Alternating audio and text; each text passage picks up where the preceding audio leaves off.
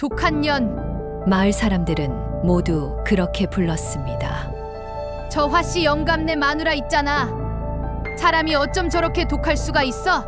며느리 얼굴에 핏기가 없어. 저러다 쓰러지면 어쩌려고. 돈 한 푼 못 쥐어주고 귀주에는 자물쇠를 채워놓고 참 별사람 다 봤어. 엄동설한 한복판에 앉아 쌀 한 톨도 내주지 않는 시어머니.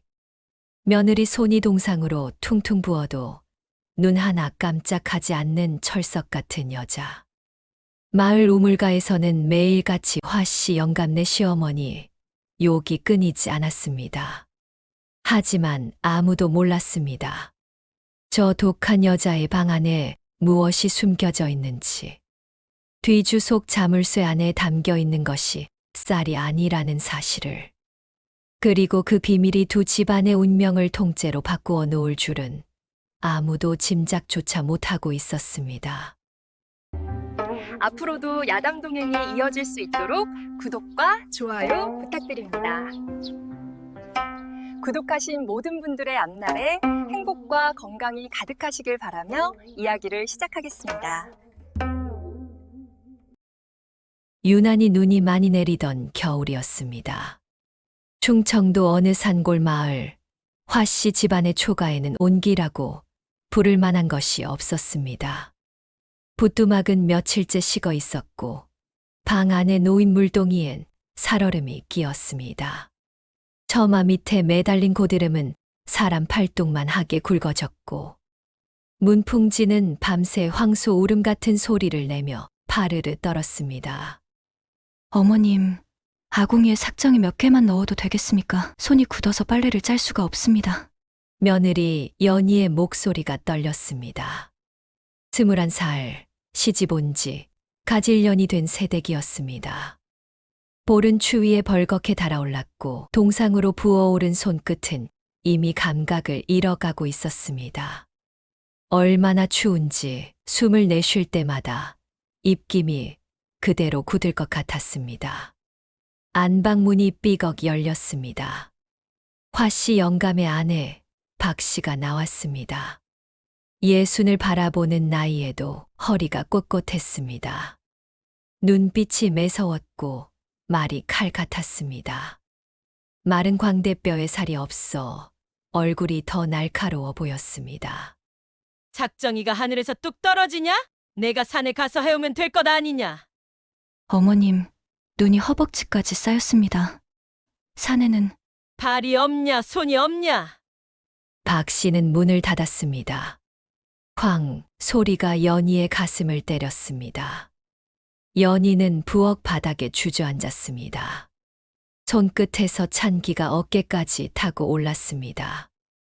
눈물이 핑 돌았지만 소리내어 울 수도 없었습니다. 시어머니 귀에 들어가면 또 타박이 날 것이었습니다. 며칠만 버티면 오라버니가 온다. 연희는 입술을 깨물었습니다. 친정 오라버니 석주는 한 달 전 장돌뱅이를 따라 떠났습니다. 보름 안에 돌아온다 했는데 한 달이 지나도 소식이 없었습니다.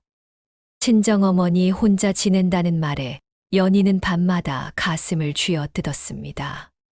친정은 대대로 가난한 집이었습니다. 아버지는 연희가 10살 때 돌아가셨고 오라버니 하나만 믿고 사는 어머니였습니다. 연아, 갑자기 안방문이 다시 열렸습니다. 연희는 화들짝 일어났습니다. 박 씨가 쪽마루에 서서 연희를 내려다보고 있었습니다. 평소와 다를 것 없는 차갑고 무표정한 얼굴이었습니다. 빨래 뭉텅이 하나 이고 가거라.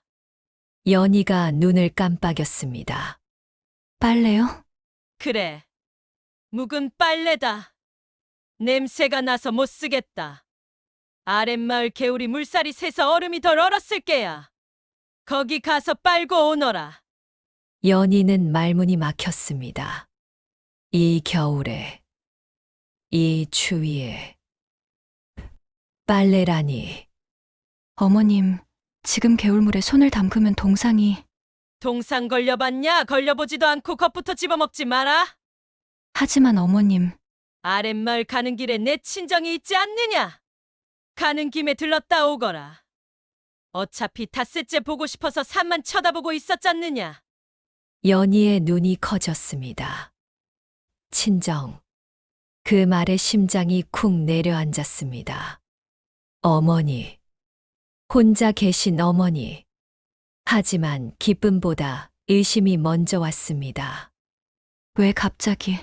저분이 나를 쉬게 해주신 적이 없는데 연희는 조심스럽게 물었습니다. 저를 보내주시는 겁니까? 보내는 게 아니다. 일을 시키는 거다. 빨래하고 오면 되는 것이다. 박 씨의 대답은 여전히 차가웠습니다. 그리고 저 뒤주에 있는 것 좀 들고 가거라. 무겁다. 내가 이고 가면 될 게다. 박 씨는 마루 끝에 놓인 나무 뒤줄을 가리켰습니다. 허리춤까지 오는 작은 뒤주였습니다. 자물쇠가 달려 있었습니다. 마을 사람들이 저 자물쇠 때문에 욕을 했습니다. 쌀 한 톨도 며느리 손에 쥐어주지 않으려고 자물쇠를 채워놓은 독한 여자라고. 그 자물쇠 소리만 들려도 연희는 가슴이 서늘해졌습니다. 어머님, 저 뒤주는 자물쇠가 내가 열 것이다. 박 씨가 품에서 작은 열쇠를 꺼냈습니다. 자물쇠가 딸깍 열렸습니다. 뚜껑이 올려졌습니다. 연희는 눈을 크게 떴습니다. 뒤주 안은 쌀이 아니었습니다. 낡은 무명 보따리들이 가득 들어차 있었습니다. 기름 먹은 천, 때 찌든 포대, 헤어진 무명 치마 자락. 시어머니 평생 걸친 옷가지들처럼 낡고 거친 것들이었습니다. 빨래하고 올 것 아니냐? 이것도 같이 빨아오너라. 내 입던 것들이다. 한 번도 못 빤 것들이야. 냄새가 났습니다. 퀴퀴하고 묵은 냄새. 연희는 손을 넣으려다 멈칫했습니다. 무언가 딱딱한 것이 닿았습니다. 이상하다. 옷가지라 하기엔 무게감이 달랐습니다. 손으로 눌러보니 둔탁하고 단단한 것들이 군데군데 박혀 있었습니다. 자갈이라도 집어넣은 것처럼 묵직했습니다. 어머님, 이 안에 혹시 이고 가면 된다. 어서. 박 씨는 더 말하지 않았습니다. 연희는 큰 광목 보자기를 가져와 뒤주 안의 보따리들을 꽁꽁 쌌습니다. 들어 올리는 순간 허리가 휠 것만 같았습니다. 이 무게가 다 빨래 무게란 말인가? 의심이 일었지만 연희는 고개를 젓고 보따리를 머리에 이었습니다. 목이 꺾일 것처럼 무거웠습니다. 빨래보다 돌멩이가 더 많은 것 같다는 생각이 들었습니다. 대문을 나서는 연희의 뒤에서 박 씨의 목소리가 들렸습니다. 낮고 거의 들릴 듯 말 듯한 목소리였습니다. 빨래는 핑계다. 절대 찬물에 손 넣지 마라. 연희는 걸음을 멈췄습니다. 돌아보았습니다. 하지만 박 씨는 이미 안으로 들어간 뒤였습니다. 문이 굳게 닫혀 있었습니다. 핑계? 연희는 그 말이 무슨 뜻인지 알 수 없었습니다.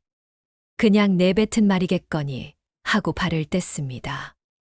마을 어귀를 지나자 우물가에 모인 아낙네들이 연희를 보고 수군거렸습니다. 저것 봐. 이 추위에 빨래 보따리를 이고 가네. 화씨네 며느리 아니야. 세상에. 어디 가는 거야? 친정 간다는 것 같은데 저 큰 짐을 이고? 저 박 씨라는 여자. 진짜 독해도 너무 독하다. 며느리한테 저게 무슨 짓이야? 사돈어른이 겨울 내내 아프시다는데 거기다 빨래까지 이고 가라니. 연희는 고개를 숙이고 빨리 걸었습니다. 뒤에서 날아오는 말들이 비수처럼 꽂혔습니다. 틀린 말이 없었기에 더 아팠습니다. 잘못된 집에 시집 왔나 하는 생각이 드는 것을 연희는 애써 떨쳐냈습니다. 고갯길로 접어들었습니다. 눈은 허벅지까지 쌓여 있었습니다.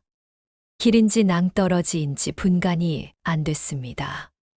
발을 뗄 때마다 무릎이 눈 속에 파묻혔습니다. 머리 위의 보따리는 시간이 갈수록 더 무거워지는 것만 같았습니다. 어깨가 짓눌리고 목뼈가 삐걱거렸습니다. 어머님이 왜 이걸 나한테 이게 하셨을까? 뒤주속에 돌멩이를 넣어 나를 고생시키시려는 건가? 원망이 가슴 속에서 부글부글 끓었습니다. 올라가다 발이 미끄러졌습니다. 눈비탈을 굴러 내려가다 소나무 기둥에 부딪혀 겨우 멈췄습니다. 보따리는 저 아래로 굴러 내려갔습니다. 온몸이 깨지는 것 같았습니다. 무릎이 쓰렸고 손바닥은 찢어졌습니다. 이마에는 생채기가 났습니다. 그냥 여기서 눈 속에 묻혀버리고 싶다는 생각이 들었습니다. 이 추위도, 이 외로움도, 냉정한 시어머니도 다 지워버리고 싶었습니다. 하지만 눈 속에 처박힌 보따리가 보였습니다. 연희는 기어 내려갔습니다. 보따리를 집어들었습니다. 그 순간 다시 한번 손끝에 이상한 감촉이 느껴졌습니다. 툭툭, 딱딱하고 각진 것들. 돌덩이를 넣은 건가? 설마 일부러 나를 괴롭히려고? 연희는 허탈하게 웃었습니다. 그래도 좋다. 어머니 얼굴이라도 보고 오면 됐지. 이를 악물고 보따리를 다시 머리에 이었습니다. 산을 넘어 내려가자 익숙한 마을 풍경이 보였습니다. 굴뚝마다 연기가 피어오르는 평화로운 모습.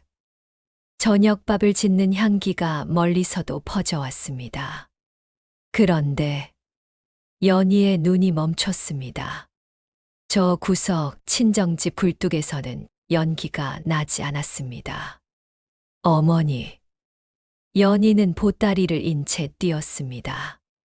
친정 대문은 반쯤 기울어 있었습니다. 마당에는 발자국 하나 없이 눈만 수북했습니다. 문고리에는 얼음이 끼어 있었습니다. 어머니, 나야, 연희야. 방문을 열었습니다. 빛이 없었습니다. 냄새가 났습니다. 오래된 냉기와 함께 사람의 살이 언 듯한 비릿한 무언가. 어머니. 어둠 속에 웅크린 형체가 보였습니다. 낡은 이불 하나만 뒤집어 쓴 채 벽에 기댄 여자. 친정 어머니였습니다. 어머니. 연희가 달려갔습니다. 어머니의 손을 잡았습니다. 얼음장처럼 차가웠습니다. 얼굴은 핏기 하나 없이 창백했습니다. 입술이 보랏빛으로 변해 있었습니다. 연이냐, 꿈이냐, 생시냐, 가느다란 목소리였습니다. 가슴이 미어졌습니다. 제가 왔어요, 어머니. 제가 왔어요. 연희는 어머니를 꼭 끌어안았습니다. 등이 너무 얇아 갈비뼈가 느껴졌습니다. 며칠을 굶었구나 싶었습니다. 이불을 들추자 손발이 꽁꽁 얼어 있었습니다. 오라버니는요? 석주 오라버니는요? 어머니는 말이 없었습니다. 입술만 가늘게 떨었습니다. 연희의 가슴이 내려앉았습니다. 어머니, 뭔가 먹어야 해요. 제가 불을 피울게요.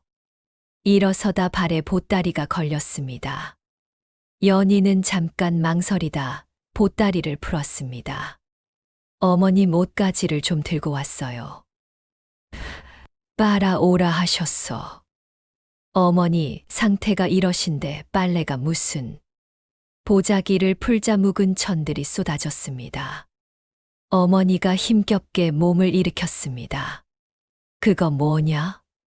시어머님 옷가지인데요. 같이 빨아오라 하셨. 그때였습니다. 천 뭉치 사이에서 무언가가 툭 떨어졌습니다. 바닥에 떨어진 것은 작은 주머니였습니다. 꽁꽁 묶인 주머니. 연희가 집어들었습니다. 손에 묵직한 무게가 느껴졌습니다. 끈을 풀었습니다. 동그란 엽전들이 가득 들어 있었습니다. 스무냥은 좋게 될 것 같은 묵직한 돈꾸러미였습니다. 이게 어떻게? 연희는 천 뭉치를 하나씩 집어들었습니다. 무게가 느껴지는 것들이 있었습니다. 손으로 눌러보니 안에 단단한 것들이 빽빽하게 들어차 있었습니다. 어머니가 천 하나를 받아 들었습니다. 솔기를 더듬더니 손으로 실밥을 뜯었습니다. 하얀 것들이 쏟아졌습니다. 쌀이었습니다. 윤기 흐르는 하얀 쌀. 세상에, 어머니가 손을 떨었습니다.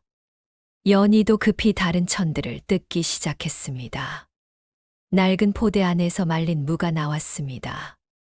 기름 먹인 헌 치마 안에서는 잘게 썬 북어포가 나왔습니다.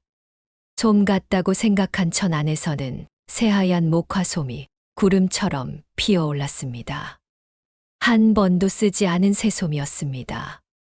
그리고 가장 안쪽, 가장 단단하게 쌓인 천 뭉치. 그것을 풀었을 때 작은 종이 꾸러미가 나왔습니다. 그 옆에 작은 쪽지가 함께 있었습니다. 연희의 손이 떨렸습니다. 쪽지를 펼쳤습니다. 반듯하지 않은 글씨였습니다.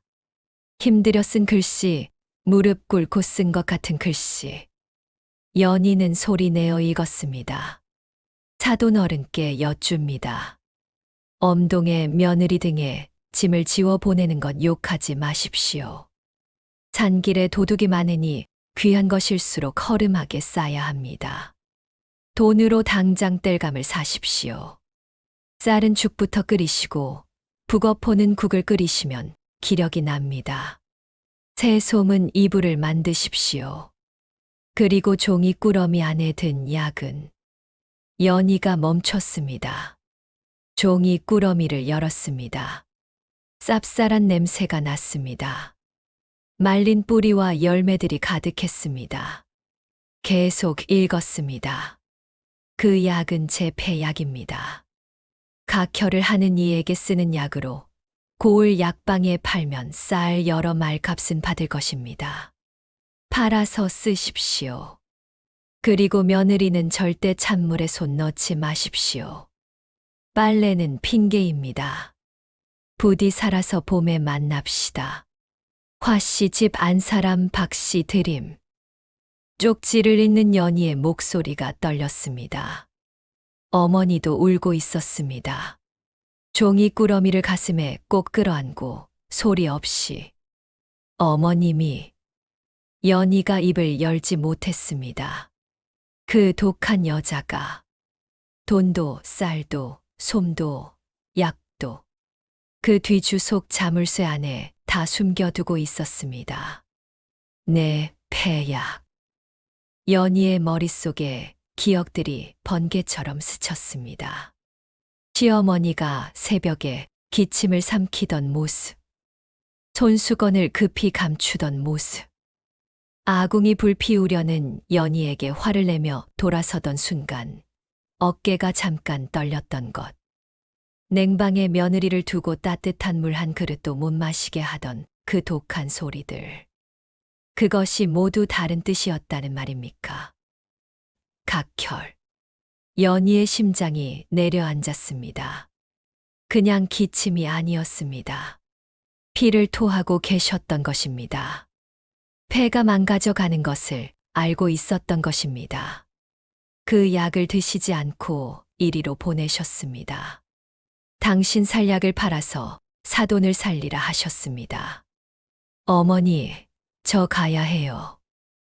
연희가 벌떡 일어났습니다. 어디를? 어머님이 위험해요. 이 약, 어머님이 드셔야 해요. 팔면 쌀 된다고 하셨지만 이건 못 팔아요. 어머님 살아 계셔야죠. 연희는 약꾸러미를 가슴에 품었습니다. 연아, 밤중의 산을 어떻게 넘어? 눈보라 속에. 어머니가 딸의 옷자락을 잡았습니다. 굳어있던 손에 힘이 들어갔습니다. 어머님 혼자 두고 올 수 없다. 어머니도 못 두고 가요. 연희는 눈물을 닦았습니다. 결연한 눈빛으로 어머니를 내려다보았습니다. 어머니, 여기 돈 있잖아요. 옆집 아주머니한테 부탁해서 불 피우고 죽 끓여 달라고 해요. 저는 날이 밝으면 바로 돌아올게요. 연아, 내가 먼저 죽으면 어떻게 해? 어머님한테 무슨 일이 생기면 저도 못 살아요. 연희는 약구러미를 단단히 품에 넣었습니다. 어머니가 주먹밥 2덩이를 내밀었습니다. 따뜻한 물이 담긴 작은 호리병도 함께였습니다. 장롱에서 꺼낸 낡은 면 덧저고리를 딸의 어깨에 걸쳐 주었습니다. 손이 떨렸습니다. 가거라. 조심해서. 밖은 어두웠습니다. 눈은 아직도 내리고 있었습니다. 바람이 짐승처럼 울었습니다. 산봉우리는 어둠 속에 거대하게 버티고 서 있었습니다. 하지만 연희는 문을 열었습니다. 그 독한 여자, 그 냉정한 여자, 그 뒤주에 자물쇠를 채우던 여자. 지금 홀로 냉방에서 피를 토하고 있을지 모릅니다. 연희의 발이 눈 속으로 내디뎠습니다. 기다려 주세요, 어머님. 품 안의 약구러미가 체온에 녹아 따뜻하게 느껴졌습니다. 이 온기가 식기 전에 시어머니 손에 쥐어드려야 했습니다. 새벽 어둠이 산을 삼키고 있었습니다. 그 속으로 연희는 뛰었습니다. 오늘은 원망과 서러움으로 넘었던 그 고개를 내일은 간절함과 사랑으로 넘어야 했습니다. 한편 연희가 사라진 뒤 박 씨는 방문을 닫고 홀로 앉아 있었습니다. 방 안은 고요했습니다. 기침이 나오려 하자 박 씨는 이를 악물었습니다. 입안으로 비릿한 것이 올라왔습니다. 손수건으로 입을 막았습니다. 한참 뒤 손수건을 내려다보니 검붉은 얼룩이 번져 있었습니다. 벌써 4번째 각혈이었습니다.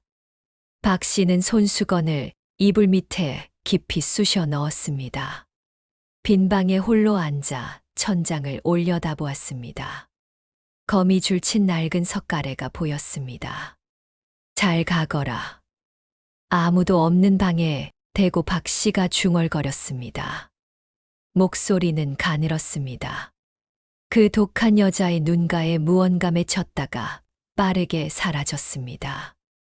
며느리를 내쫓다시피 보낸 텅 빈 초가집에는 다시금 정막이 찾아왔습니다. 하지만 이번 정막은 이전과 달랐습니다. 박 씨의 생명이 모래시계처럼 사그락거리며 흘러가고 있었습니다. 뒤주 속에 숨겨두었던 것들은 이제 모두 없어졌습니다. 평생 안 먹고 안 입으며 모은 것들이었습니다. 쌀 한 톨, 엽전 한 입, 고을 약방에서 빚내어 산 귀한 약재들. 그것들을 하나씩 감추어 넣으며 박 씨는 밤마다 바느질을 했습니다. 손이 떨려 바늘이 제대로 들어가지 않는 날도 있었습니다. 연희는 몰랐습니다. 시어머니가 왜 그토록 불을 피우지 못하게 했는지, 왜 밥상에 반찬을 올리지 않았는지, 왜 뒤주에 자물쇠를 채웠는지. 그것이 모두 연희를 미워해서가 아니라 연희가 슬퍼하지 않게 하려고 했다는 것을. 모든 것을 주고 나서 사라지면 더 미워할 이유가 생기지 않으니까. 날 욕해라. 박 씨가 낮게 중얼거렸습니다. 독한 시험이라고 욕해라. 그래야 나중에 내가 없어져도 덜 슬프지 않겠느냐. 씁쓸한 미소가 그 입가에 스쳐 지나갔습니다. 밖에서는 눈보라가 다시 몰아쳤습니다. 문풍지가 파르르 떨었습니다. 박 씨는 눈을 감았습니다. 산을 넘어가는 며느리의 발자국이 눈 속에 지워지기 전에 그 아이가 무사히 도착하기를. 그리고 뒤주 속에 숨긴 그 마음이 닿기를. 부디